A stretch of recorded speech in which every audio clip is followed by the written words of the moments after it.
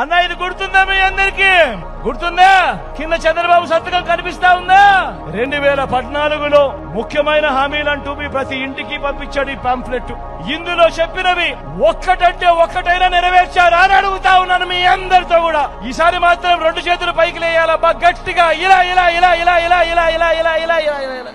చంద్రబాబు నాయుడు గెలిచి కూడా ఈత మాకేమి న్యాయం చేయలేదు. వైఎస్ఆర్ రాజశేఖర రెడ్డి గారు తలం ఇచ్చినప్పటికైనా క్వార్టర్స్ కూడా ఇవ్వలేదు ఆయన. చంద్రబాబు నాయుడు ఎన్ని హామీలు ఇచ్చి ఎంత ముప్పిచ్చినప్పటికైనా మేము అతను నమ్మము. 2014 చంద్రబాబు నాయుడు మహిళా సంఘాలకు రైతులు బంగారు రుణాలు మాఫీ చేస్తారని, మీ బంగారు అక్కచెల్లెమ్మలో బంగారు మీ ఇళ్లకు వస్తుందని చెప్పి, బాబు వస్తే జాబ్ వస్తుందని చేసింది ఏదీ లేదు.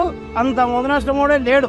ఈ చంద్రబాబు నాయుడు అట్లా చిన్నక్కల వాళ్ళు ఎంతమంది వచ్చినా మేము అయితే ఓటేసేది లేదు, మేము అతను కళ చూసేది లేదు.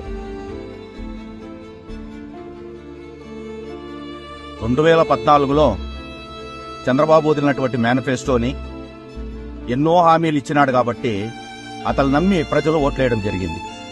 ఆ మేనిఫెస్టోలో ఇచ్చిన వాగ్దానాలు ఒక్కటి కూడా పూర్తి చేయలేదు. పూర్తి చేయకపోగా మేము నమ్మి ఓటేసిందని మమ్మల్ని రోడ్డు పడేశాడు. చంద్రబాబు, నీ మేనిఫెస్టో నమ్మే పరిస్థితిలో ప్రజలు లేరు, నీకు ఓటేసే పరిస్థితిలో మేము లేము, నిన్ను నమ్మే పరిస్థితిలో ప్రజలు లేరు. చంద్రబాబు నాయుడు చేసే మోసాలకి ఎవ్వరు ఇక్కడ పడిపోయే వాళ్ళు లేరు.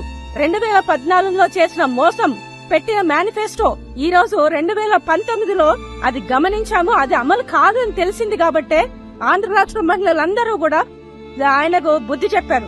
ఈ రోజు ఆ మేనిఫెస్టోతో మళ్ళీ ఒక్కసారి మోసం చేయాలని చూస్తే మీకు ఈసారి 2 సీట్లు కూడా రాకుండా చేస్తాం. 2014 ఎన్నికల్లో ఆయన చెప్పినవన్నీ చేస్తారు అని గెలిపించాము, కానీ ఆయన మాకు ఏం చేయలేదు, మమ్మల్ని రోడ్డుకి లాగేశారు.